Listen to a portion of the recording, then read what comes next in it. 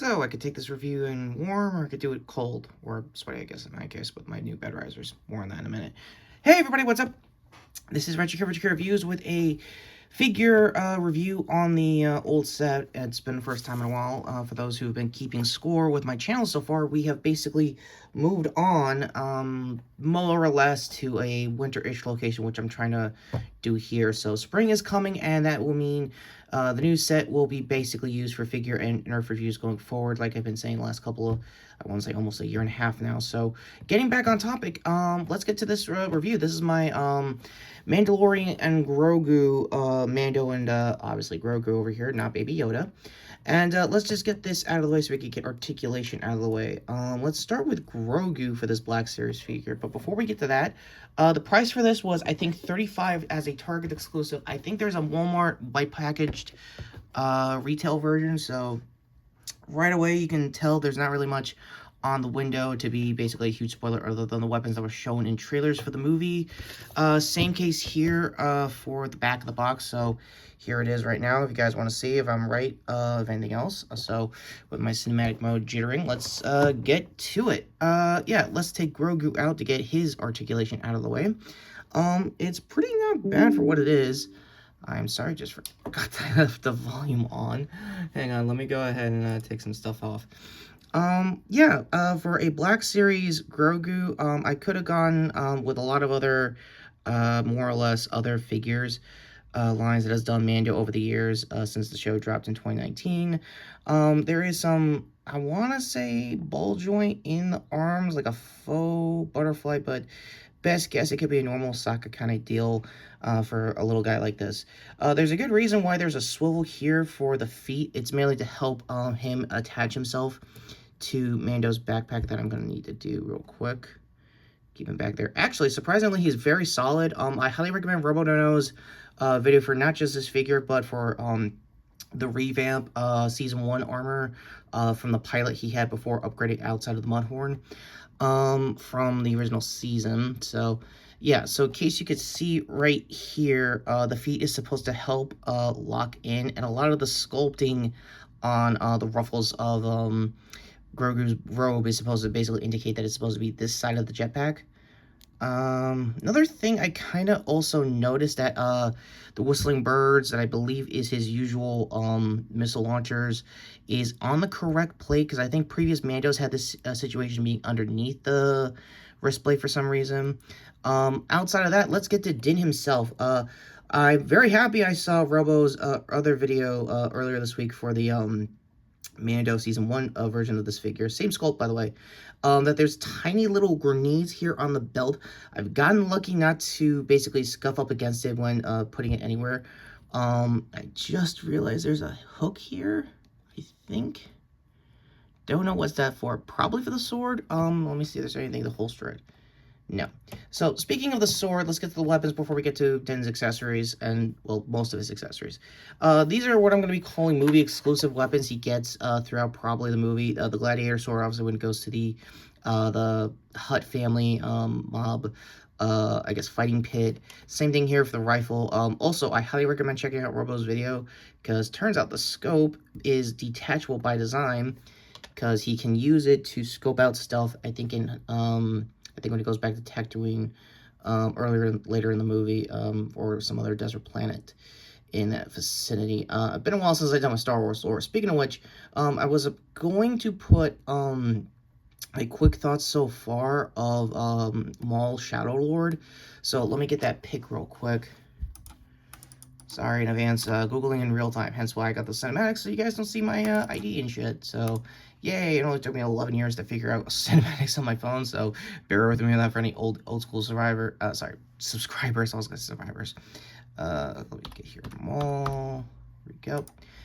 And, yeah, everything I've seen so far with Maul Shadow Lord, I'm only going off of the premiere, things could change, but as a prequels going to the original trilogy show is kind of going writing wise the same way I've seen with Mando over the years, being really good characters to bridge into their respective trilogies. pretty well. Obviously, Mando benefited the best from being a post-original trilogy character. Again, I won't overly review what I've already said in previous reviews for this main series itself. Got my last season review for Mando's in this case. So nothing really new for the blaster that he usually hips throughout the series. It looks good. It's okay to grip. Little pushing and a pulling when it comes to the trigger fingers.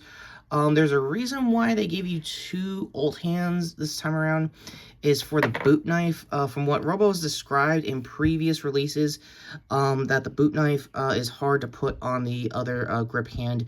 So they said, screw it, we'll just give you a normal hand designed around the boot knife. And I think it might be my sword knife, because it looks really good so far, and kind of hard to do this on the fly. Been a figure collector / reviewer for how many years now? Anyway. So while I got this here, my overall thoughts with the shows right now are pretty good. I'm glad that we're getting the Starfighter movie out next year. Again, using this time to basically be my overall discourse about Star Wars fans. Bacons and chuz like usual. So, yeah. So now that we got this here, the knife looks actually pretty good in person. I know my camera is not doing justice to it. Hang on a sec. Hang on. There we go. And, yeah, it's actually pretty good for what you get. Now on to the main attraction. How does Din Djarin himself look? So, we got a decent ball socket that I think is close to a figure arts roller for the old joints there. There's no flesh tones underneath the chin. I guess to keep the mystery of Din's helmet, but everyone and their mother knows that Pedro Pascal is underneath this helmet. Outside of that, the Mudhorn insignia that he gets way early on in the series is not bad, pretty pronounced. I think Robo said this is a ringed shoulder pad, so that way it could do a lot of basic articulation. Wow, no, hang on. I think it's blocked with the jetpack and the now cloth goods cape that he's basically had since the series, but I think previous releases had it as PVC, and also goes without saying most of Din is pinless tech. Even the I think the hinge joints in the double jointed knee. No, actually, it is a full-blown hinge. Outside of that, the armor looks good. I don't have a encyclopedic history of every piece of armor Mando has collected over the series, but I'll say this: the straps looks good. Needs more silver, like everyone normally says with stuff like this. There is overlay on most of the shin, and I think knee guards. No, none on the shin guards. The pouches look really good. It looks straight out of like bits and pieces of what Mando has had over the years. The elbows, I think, are double-ish jointed. That wants to be a hinge, maybe. Good swivel, nothing really crazy there. So yeah, main attraction, in case you could tell, of, I guess, quality control as far as a collector goes, is the jetpack, because I think, yeah. So in previous releases, and I think the Season 1 figure out now as a regular retail release, there is a rifle mount, and I think that was supposed to be by design for this guy, but I don't think that does import. Okay, so don't really know what's going on with this rifle. Again, I don't also have encyclopedic knowledge of a lot of Star Wars accessories and blasters over the years, both in the Black Series and in the shows. So again, my apologies. But so far, it looks good. The only hiccup I have is the thumb hold grip stock thing that is trying its best to break, or I guess warp, Din's hand over here. And another thing, once you detach the scope, it does want to detach when you want to put it in his hand. So quick pro tip: take it out first before redoing it, his grip for this figure. So just to be on the safe side of that. And also pushing and a pulling for the trigger guard. So it's a lot of, I guess, disassembly, reassembly. I mean, it's mostly a weapons-based character. And last I checked, weapons was his religion. So, quotes aside, there is a decent... Nope. Yeah, there's a ball... I want to say, joint in the abdomen. No ab crunch that I could think of. And I think also no swivel for the waistline, so there's not that much going on there. On the thigh piece, want to say almost knee guard. Armor looks pretty good. I think this is the most dirtied up since the first season. Again, mostly bits and pieces and stuff. The boots look great. Everything looks great. The only hiccups is mainly the cape just reattaching itself, because you see it being billowing like just fine right there, but when you put the jetpack back on, you have to basically, I guess, jimmy it around to where you need it. So I think in Robo's case, and I'm kind of going with the strat here to just try to decline it or incline it into the thrusters. That way it looks a little bit more like a definitive Mando. I know this is the worst pose to give to it, post its articulation. By the way, ankle pins for rocker, decent hinges there as well, and way more confirming than we get to size comparison. So this is Axe Wolves from, I want to say, seasons 2 and 3 of the show. And first of all, yes, there is a overlay for the helmet. Again, I wish there was overlay for this helmet or an old helmet if they're going to go that route for Din. And another thing I've also noticed, same thing like his, no rifle mount on the back that I've noticed also. So, again, not going to harp too much. I think size-wise is about the same. I think they're in the 5/9, so they're not full-blown 6-inch, which is kind of understandable if they're going by Pedro's proportions when they were doing the show over the years. So, putting the helmet back on and get Grogu back here so we can finish this up for the review. Here we go.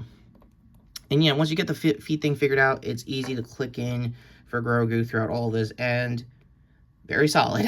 So, overall thoughts, first and foremost for the movie, I think it's going to be okay. I think we got a decent Star Wars ahead of us for next month. So, projections for the box office are wishy-washy. I don't really want to get too much into it.